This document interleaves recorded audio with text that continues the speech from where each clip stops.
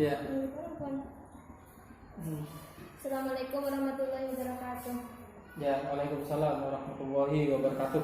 Kedatangan saya ke sini ingin melakukan wawancara dengan Bapak selaku guru kelas 5 mengenai kultur sekolah dan juga kompetensi guru.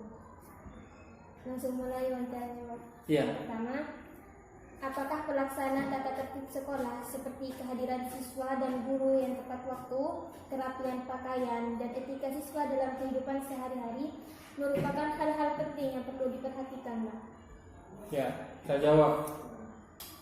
Kalau masalah kedisiplinan, kedisiplinan, baik kehadiran guru dan segala macam itu memang harus menjadi prioritas. Target utama adalah sebuah sekolah, karena sehebat apapun programnya di sekolah, sebagus apapun programnya yang ada di sekolah, tapi kalau kedisiplinannya tidak ada, siswanya juga tidak disiplin, gurunya tidak disiplin, maka bisa jadi pendidikan yang ada di dalam sekolah itu tersebut bisa jadi gagal.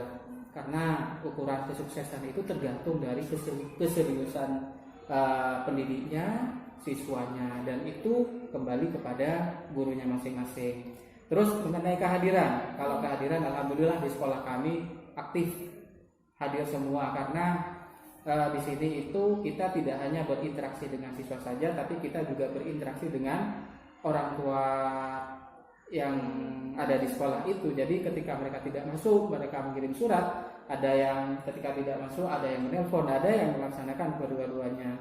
Karena target kami itu adalah kita bisa berinteraksi dengan siswa, tapi juga bisa bersilaturahim dengan orang tua dengan cara yaitu meskipun hanya sebatas lewat telepon dan SMS. Karena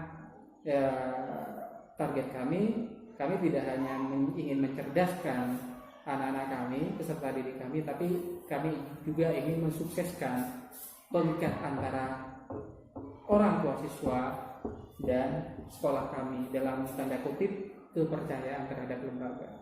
Kalau mengenai kerapian pakaian? Kalau masalah kerapian pakaian, ya namanya anak-anak ada yang melanggar, tapi di sini guru PP berperan aktif. Artinya ketika ada siswa yang melanggar, langsung ada pemberlakuan yang namanya punishment, ya. Hukuman yang saya maksud itu bukan adalah hukuman kekerasan, tapi hukuman yang sifatnya edukatif, mendidik, sadar, ya. Tapi kalau kekerasan kita tidak pernah melakukan hal itu. Kalau mengenai etika siswa? Kalau masalah etika siswa, karena di sini adalah sekolah dasar Islam, maka penekanannya terhadap keislaman. Jadi itu prioritasnya. Jadi tekanannya di sana, mulai dari anak-anak ketemu di luar, panggil salam, apalagi ada di dalam sekolah, ada di dalam kelas, alhamdulillah etikanya bagus-bagus, meskipun ya ada sebagian siswa yang nakal, ya namanya anak-anak, ada sedikit bandel, kata aja melompat, apalagi anak-anak. Jadi butuh bimbingan khusus, ya. Lalu interaksi yang diciptakan antar guru dan siswa di sekolah, apakah berjalan dengan baik? Kalau interaksi yang dilakukan oleh guru terhadap siswa yang kamu maksud di dalam kelas, ya. Kalau dalam kegiatan belajar mengajar itu, saya katakan lagi bahwa itu tergantung dari metode yang dilakukan atau yang digunakan oleh guru tersebut. Jadi kalau metodenya menggunakan metode lama seperti di KTSP itu, kurikulum tingkat satuan pendidikan seperti yang dulu-dulu ceramah, maka yang aktif cuma gurunya saja, siswanya nggak aktif. Tapi kalau di K13 seperti saya itu, saya menggunakan dua pembelajaran, satu metode project based learning, ya, terus yang kedua problem based learning, ya, lebih kepada masalah dan kepada project. Jadi setelah saya memberikan semacam warming up atau istilahnya pemanasan, terus disugesti anak-anak itu bagaimana bisa terpancing untuk bertanya. Jadi kalau saya ngajar itu, saya pasti memberikan istilahnya warming up, pemanasan, entah itu sarapan pagi berbentuk pertanyaan yang sudah dilakukan sebelumnya itu. Lalu kegiatan akademik yang pernah siswa lakukan ketika di kelas? Kalau kegiatan akademik sejauh ini itu kita ada dua ya. Yang pertama itu adalah kegiatan les yang dilaksanakan seminggu sekali dari 456 door to door dari rumahnya gurunya ya ke guru-guru yang lain. Kita itu kalau dulu les itu lebih kepada kegiatan yang ada di dalam kelas, pelajaran yang ada di dalam kelas. Kalau dulu itu materi yang di UN kan, tapi kalau sekarang kembali ke tema. Terus kegiatan akademik yang lain itu saya untuk kelas 5 karena saya guru kelas 5, saya melaksanakan kegiatan khusus gratis untuk anak-anak kelas 5 dan juga anak-anak yang lain. Dan itu dilaksanakan juga seminggu sekali. Apa itu kegiatan akademik apa? Yang pernah Bapak lakukan? Ya, di kelas 5 ya? Di kelas 5. Kalau kegiatan akademik itu yang ada di kelas 5 itu banyak. Saya juga pernah karena di sana itu tematik, ada bahasa Indonesia, saya pernah melaksanakan kegiatan membuat naskah cerita bersama, terus puisi bersama, terus bagi yang puisinya bagus atau karyanya bagus, saya berikan reward ganjaran kepada anak-anak itu. Lalu kegiatan ekstrakurikuler yang perlu dilakukan oleh siswa. Kalau kegiatan ekstrakurikuler di sini itu karena di sini itu ada, kalau nggak salah ada 41 kegiatan ekstrakurikuler walet hitam yang ada di sini dan gratis. Jadi kelas 5 ikut semua. Terus yang kedua kegiatan ekstrakurikuler pramuka. Kalau pramukanya dari dulu memang di sini sudah bahkan pernah juara di mana-mana juga. Terus ada kegiatan ekstrakurikuler tartil Quran, tapi sekarang lagi ada gangguan, mungkin perlu revisi lagi. Lalu aktivitas keagamaan yang diterapkan oleh Bapak bersama kelas 5 itu apa? Kalau aktivitas keagamaan, karena kita baru-baru ini merayakan Hari Raya Idul Fitri, pasti ada bulan puasa.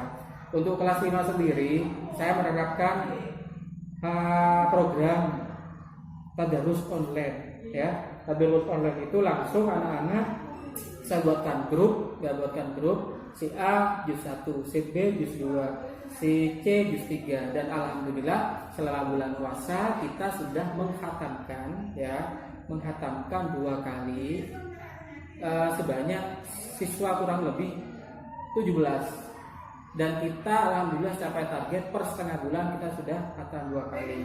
Itu kegiatan keagamaan yang di luar sekolah. Terus kegiatan keagamaan yang ada di dalam sekolah, karena di sini itu ada seperti yang saya katakan tadi adalah tentang keislaman, lebih kepada keislaman. Di sini itu sholat duhanya bagus ya.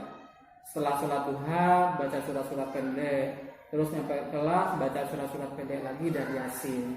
Jadi kalau di sini untuk masalah keagamaan alhamdulillah menjadi prioritas dan kita semua guru kompak melaksanakan kegiatan tersebut demi mensukseskan program dan yang ada di sekolah Pelita Hati ini. Lalu mengenai kompetensi profesional guru seperti menyediakan EPP, penguasaan bahan ajar, konsep keilmuan, pengelolaan kelas dan kemampuan menguasai media, apakah sudah terlaksana dengan baik? Ya, sejauh ini yang namanya guru, perangkat pembelajaran itu adalah sebuah kewajiban. Jadi kalau ngajar tanpa sebuah pembelajaran, tidak ada RPP, silabus, dan lain-lain, maka ngajarnya itu perlu dipertanyakan. Alhamdulillah kalau di sini masalah RPP, silabus dan segala macam sudah lengkap, meskipun bukan membuat sendiri. Kita copy paste, minta ke teman-teman guru yang lain dan dirubah dan diedit. Tapi bukan berarti kami tidak bisa membuat RPP. Kami bisa membuat RPP karena kami sudah mengikuti pelatihan pembuatan perangkat pembelajaran yang di dalamnya juga ada RPP, silabus. Cuma ya mungkin teman-teman males yang mau kerja, jadinya cuma minta file, copy paste, oke, gitu. Lalu kalau seumpama media pembelajaran yang pernah dipakai, diterapkan gitu.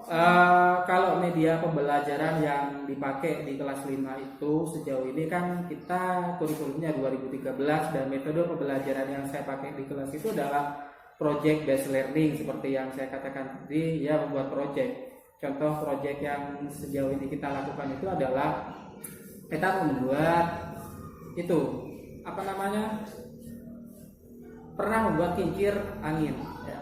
Kincir angin dengan menggunakan kertas karton lalu dikasih warna. Terus yang kedua kita juga pernah yang ada kaitannya dengan kesenian menggambar. Anak-anak itu membuat lukisan basah dan lukisan kering dan bagus-bagus karyanya, karena memang di kelas 5 itu banyak yang hobi yang menggambar, dan saya sangat mengapresiasi sekali terhadap karya-karya mereka, karena semua yang punya bakat yang ada di kelas 5 itu saya tampung sesuai dengan keahliannya masing-masing.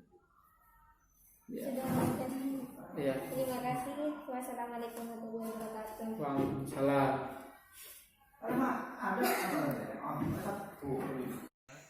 Assalamualaikum warahmatullahi wabarakatuh. Waalaikumsalam warahmatullahi wabarakatuh.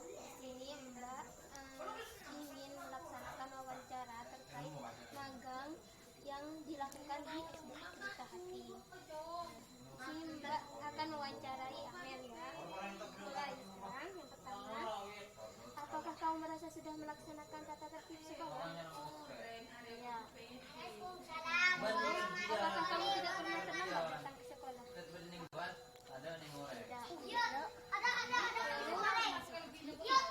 Pernahkah kamu ditegur guru untuk merapikan seragam? Tidak. Berarti selalu rapi. Dan apakah kamu selalu mematuhi perintah guru? Tidak. Dan apakah kamu pernah belajar kelompok dengan teman kelasmu? Lalu, apakah kamu juga melakukan kegiatan ekstrakurikuler? Iya. Kegiatan ekstrakurikuler apa? Iya. Muhadarah, pramuka. Udah. Kalau mading pernah? Pernah. Kalau apa? Lalu, mading. Apakah kamu termasuk siswa yang aktif di kelasmu?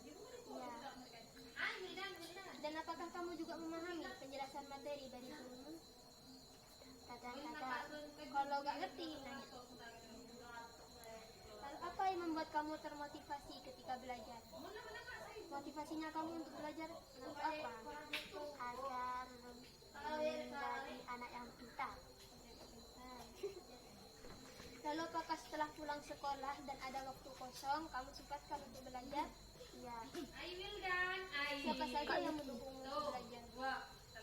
Orang tua, teman-teman, guru. Sudah selesai.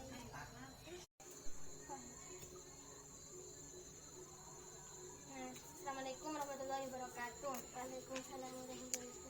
Di sini Mbak akan melaksanakan wawancara terkait magang yang dilaksanakan di SD yang pertama.